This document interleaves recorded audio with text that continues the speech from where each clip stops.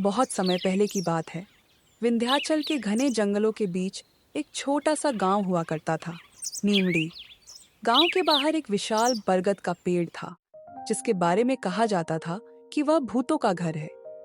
गांव वाले उस पेड़ के पास जाने से डरते थे। अरे यार, इतना डर किस बात का? मेरे दादाजी बस झाड़ फूक की कहानियां सुनाते हैं, कोई भूत प्रेत नहीं होता। पर सच में रात को उस पेड़ के नीचे से रोने की आवाज आती है। तो फिर शर्त लगा लो, जो भी आज रात उस पेड़ के नीचे 1 घंटा बिता लेगा, उसे हम सब मिलकर 100 रुपए देंगे। मैं नहीं जाऊंगा। लेकिन अंत में राहुल और संजय तैयार हो जाते हैं। रात का समय, चांद बादलों में छुपा हुआ है। राहुल और संजय पेड़ के पास पहुंचते हैं। यहाँ तो सच में ठंडक है, जैसे कोई सांसें गिन रहा हो। तभी हवा में एक करकराहट सुनाई देती है।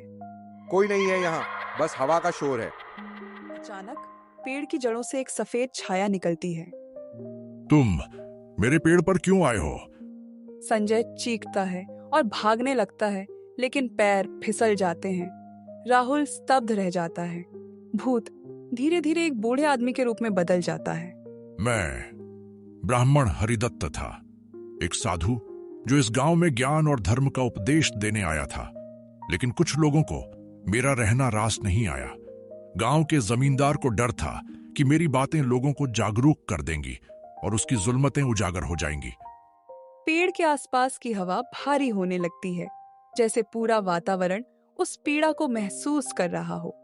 एक दिन गांव के मंदिर से सोने की मूर्ति चोरी हो गई। मुझे बुलाया गया। सबके सामने मुझ पर चोरी का इल्जाम लगा दिया गया। मैंने बहुत कहा कि मैं निर्दोष हूं, लेकिन लोगों ने सुना ही नहीं। मेरे ही कुछ शिष्यों ने मेरी चुप्पी को अपराध मान लिया। पेड़ की जड़ों से कराहने जैसी आवाजें आने लगती हैं, मानो कोई रुदन भीतर से फूट रहा हो। मुझे इसी पेड़ के नीचे बांधकर जिंदा दफना दिया गया। मेरी चीखें इस धरती ने सुनी थी, पर इंसान ने नहीं। तब से मेरी आत्मा इसी बरगद में बंध गई है। ना मैं पूरी तरह जीवित हूं, ना मरा। रातें बीतती हैं, पर मेरी पीड़ा नहीं। राहुल का चेहरा सफेद पड़ जाता है। उसकी आंखों में आंसू आ जाते हैं। संजय, जो अब तक स्तब्ध था, अब बोल पड़ता है। ये कितना भयानक है। हम तो सोच भी नहीं सकते थे कि मजाक मजाक में हम किसी की पीड़ा से खेल रहे हैं। अगर तुम सच में मेरी मुक्ति चाहते हो, तो एक वादा करो। मेरी हड्डियों को सम्मान से निकालो और गंगा में विसर्जित करो। पर इतना ही काफी नहीं होगा। और क्या करना होगा?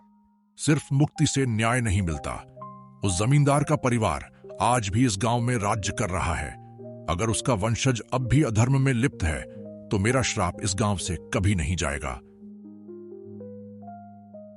राहुल और संजय गांव वापस जाकर अपने दोस्तों को सारी बात बता देते हैं। अगली सुबह चारों दोस्त मिलकर पेड़ के नीचे इकट्ठे होते हैं। चारों दोस्त मिलकर पेड़ के नीचे खुदाई करते हैं। मिट्टी से एक लोहे की संदूक नुमा चीज निकलती है। उसे खोलते हैं तो एक कंकाल, माला और एक मिट्टी की पुरानी ताबीज मिलती है। ये हरिदत्त जी का होगा। मेरे चाचा हरिराम यही ताबीज पहनते हैं। वो कहते हैं उनके पूर्वजों ने इस गांव को बसाया था। मतलब तुम्हारा परिवार ही?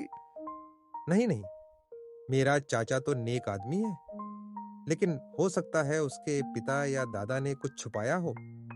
वे सभी हरिराम के पास जाते हैं और वह ताबीज दिखाते हैं। ये ताबीज मेरे बाबा की थी। उन्होंने कभी नहीं बताया कि ये किसकी है। हरिराम की आंखें भर आती हैं। वो मान लेता है कि उनके पूर्वजों ने हरिदत्त को फंसाया था। वह खुद साथ चलकर प्रायश्चित करने को तैयार होता है। चारों दोस्त और हरिराम मिलकर हड्डियों को कपड़े में बांधते हैं और एक छोटी सी पालकी में रखकर गंगा की ओर रवाना होते हैं। रास्ता कठिन है, जंगल, रात, सन्नाटा, लेकिन सब एक संकल्प लेकर चले हैं। गंगा के किनारे पहुंचते ही तेज हवा चलने लगती है। पानी की लहरें जैसे उछाल मारने लगती हैं। वे मंत्रों का जाप करते हैं और हड्डियां गंगा में प्रवाहित करते हैं। अचानक गंगा की लहरें शांत हो जाती हैं। आसमान में एक चमकती हुई सफेद रोशनी उठती है और आकाश में विलीन हो जाती है। सभी की आंखें उस दिशा में टिकी होती हैं। हरिदत्त की आत्मा को अंततः शांति मिल गई, पर गांव के लोगों को भी एक सीख मिली कि कभी किसी की चुप्पी को उसकी कमजोरी मत समझो और कभी इतिहास की परतों को हल्के में मत लो। कुछ हफ्तों बाद गांव के बच्चे उसी बरगद के नीचे खेल रहे हैं।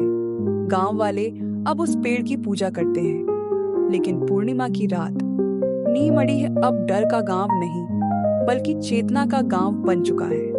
लेकिन ध्यान रखना, कुछ आत्माएं तब तक नहीं सोती जब तक इंसान अपना अपराध स्वीकार ना कर ले।